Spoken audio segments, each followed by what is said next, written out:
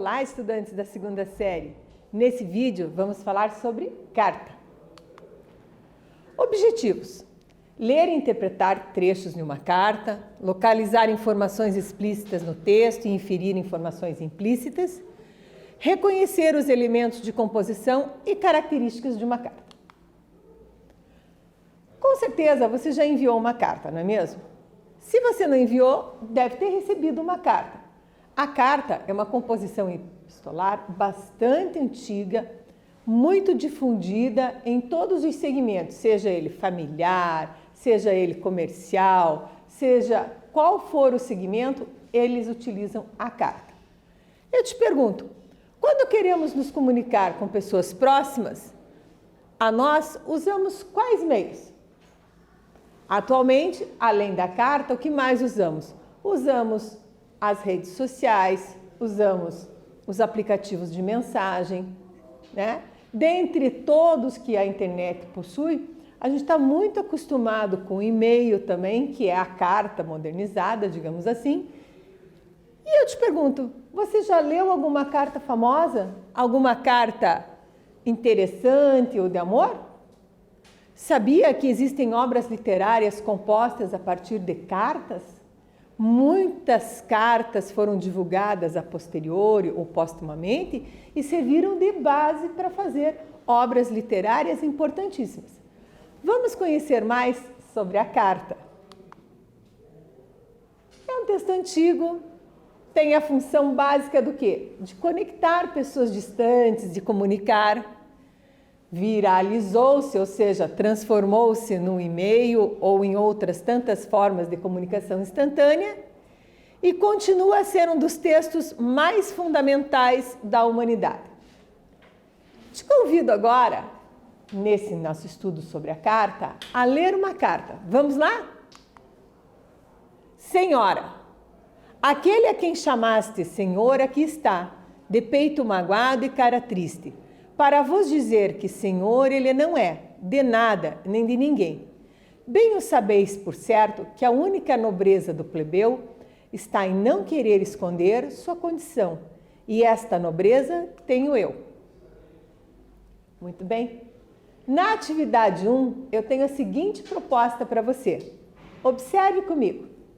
Lendo a discussão entre senhor e senhora, verifique o ponto de vista defendido pelo autor da epístola, suas posturas diante do mesmo tema, como ele reage. Lembrando, pessoal, que epístola é um dos nomes da carta. Então, a carta é uma composição epistolar. Eu vou retomar aqui, só para você recordar a discussão. Aquele a quem chamaste de Senhor aqui está, de peito magoado e cara triste, para vos dizer que Senhor ele não é, de nada, nem de ninguém. Bem o sabeis, por certo, que a única nobreza do plebeu está em não querer esconder sua condição, e esta nobreza tenho eu. Eu pergunto, como ele reage, né? É uma discussão entre senhor e senhora diante do mesmo tema. Faz aí que eu te aguardo aqui.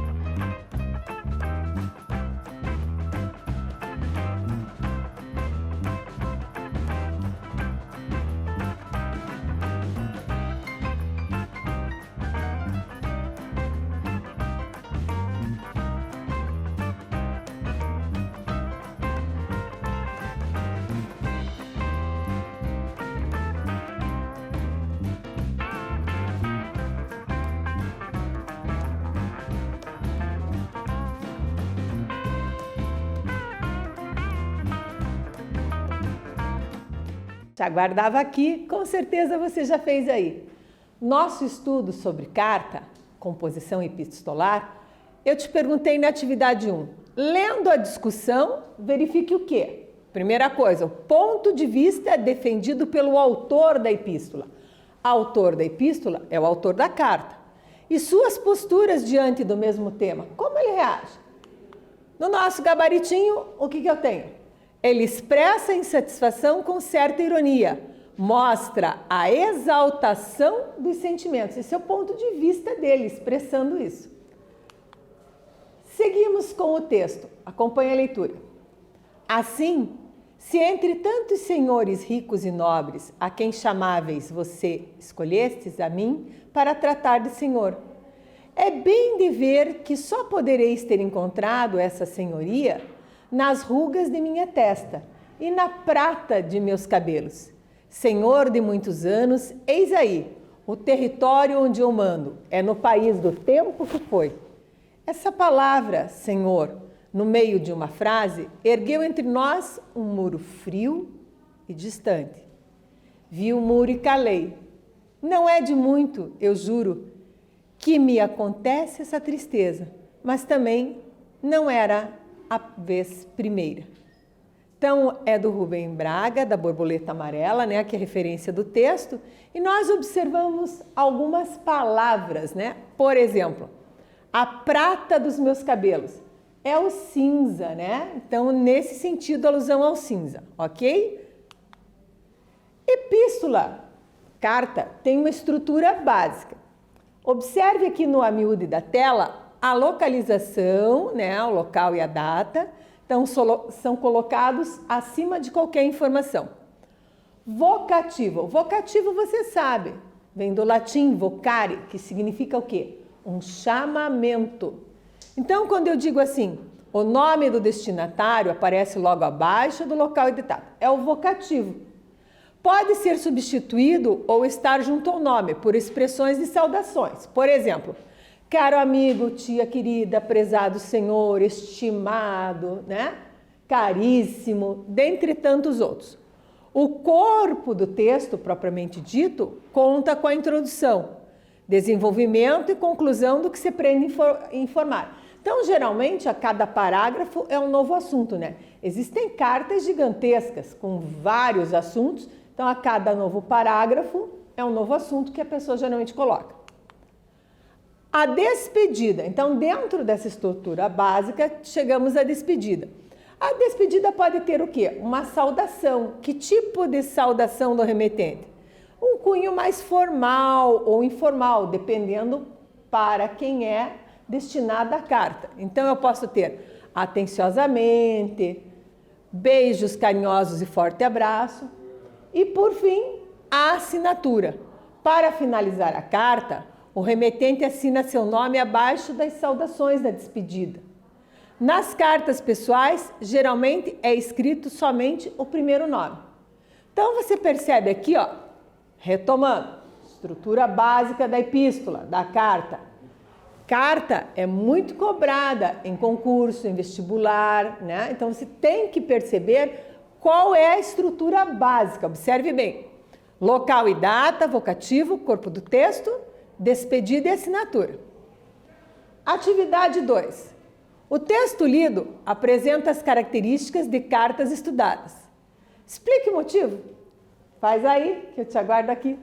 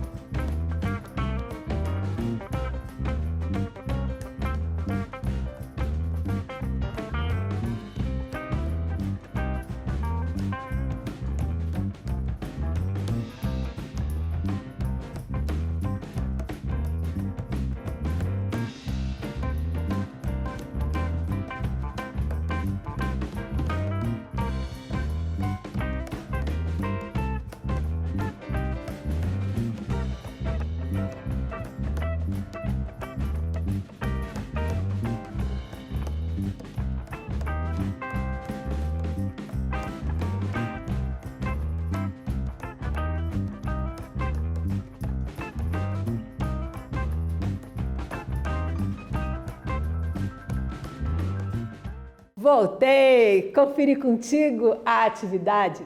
Observe, o texto lido apresenta as características da carta estudadas. Explique o motivo. Então veja, as características da carta estudada geralmente são quais, né? Elas têm uma estrutura. Qual é a estrutura? Então, por exemplo, aproveitando a nossa iconografia aqui, a nossa imagem, a gente observa o quê? Sempre tem que ter local e data, o vocativo, né? O corpo do texto, a despedida e a assinatura. No nosso texto, o que você observou? Que é uma crônica, então é uma carta dentro de uma crônica. Com isso, ela pode não ter todos os elementos, mas veja, se fosse uma carta pessoal mesmo, ela teria que apresentar todos os elementos citados. Quais são os elementos citados? Vamos retomar que nunca é demais. Local e data, vocativo, corpo do texto, despedida e assinatura. Percebeu, então, a importância da estrutura da epístola? Epístola, você sabe, é carta.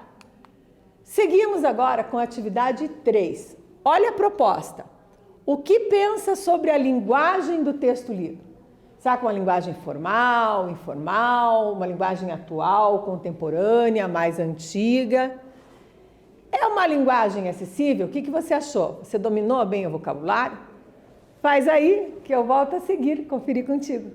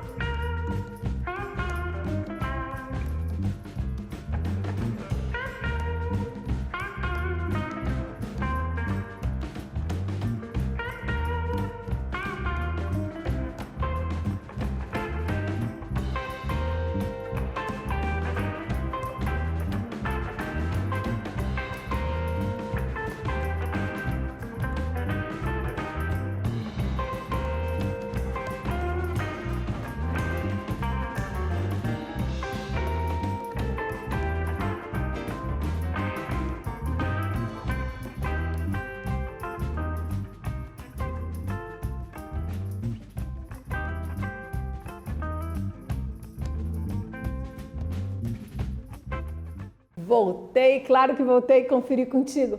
Com certeza já está tudo pronto, né? Olha só, eu te pedi sobre o que você pensa da linguagem do texto lido. Então, a linguagem do texto lido, o que é?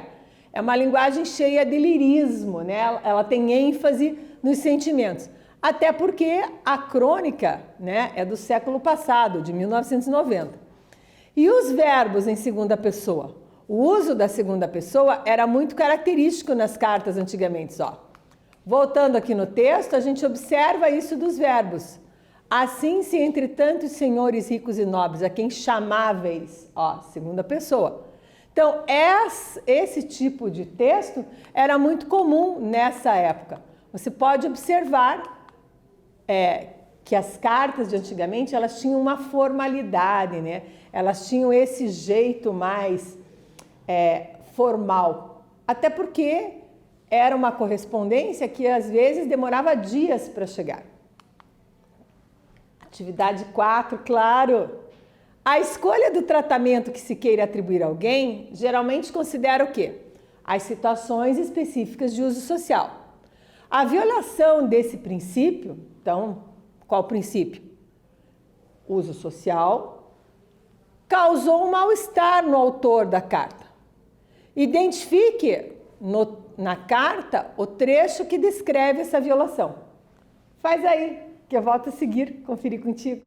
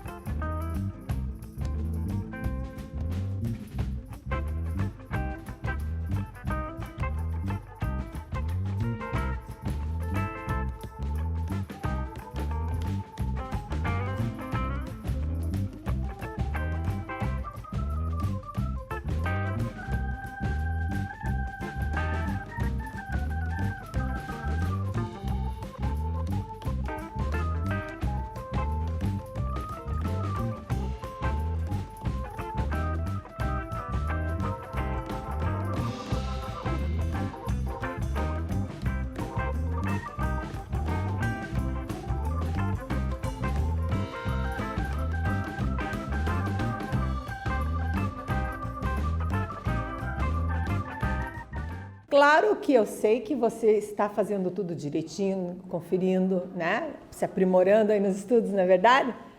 A atividade 4 tem a seguinte proposta, retomando aqui contigo, né? A escolha do tratamento que se queira atribuir a alguém geralmente considera situações específicas o quê? De uso social. Exemplo, se eu tenho uma pessoa que é meu camaradinha, que eu posso conversar diariamente, eu vou tratar por você. Se eu preciso de alguém com mais formalidade, eu vou tratar por senhor, senhora. Se for uma autoridade, eu vou usar um pronome de tratamento adequado, né? Por exemplo, a vossa senhoria. Se for uma esfera maior, eu posso usar vossa excelência. Dependendo da esfera que a pessoa atua, eu vou usar. Eu não vou chegar tratando, por exemplo, o reitor de uma universidade. E aí, tudo bem, mano? Como é que você tá? Não dá. Eu tenho que ter essa o quê? Justamente essa situação de uso social. Outra coisa importante que eu te perguntei, para você identificar no corpo da carta o texto, o trecho, né, do texto que descreve o quê? Essa violação. O que é uma violação? Olha só. O trecho é inadequado, né? O tratamento está inadequado, então foi uma violação. Por quê? Quando ela o chama de quê? De senhor. Então, ele identifica que só é senhor do tempo mesmo conforme o trecho. O território onde eu mando é no país do tempo que foi. Então, veja, ele considerou isso. Percebeu? Chegamos à atividade 5. Claro, hoje está cheio de atividade, gostoso, estudando texto, carta, epistolar. Vamos observar o que pede a atividade 5. O uso da palavra senhor expressa um certo afastamento entre quem? Locutor e o interlocutor da conversa. Pergunta: qual é o trecho que explica o afastamento? Por que isso ocorre? Faz aí que eu volto a seguir, conferir contigo.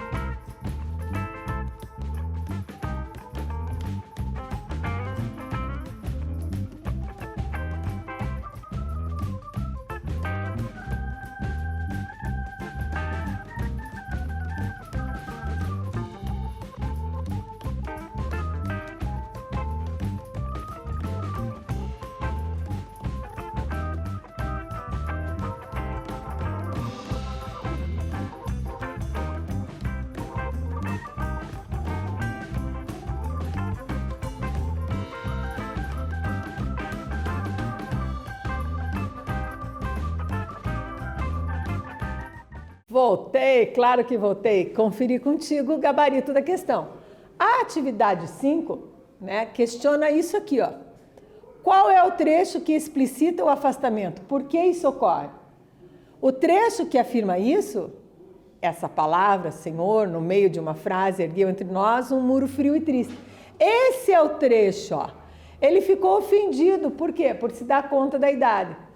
Então, observe que esse trecho comprova a tristeza dele. Características particulares. Então, além da estrutura da carta, né, da estrutura básica de todas as epístolas, ela pode apresentar algumas especificidades. Observe. Marcas de pessoalidade na linguagem, né? Ou seja, na análise do discurso, a gente já percebe a pessoa que está falando. Interlocução direta, discussão de temas íntimos. O que aprendemos? Analisamos um trecho de uma carta ficcional, né? Porque é uma carta dentro de uma crônica.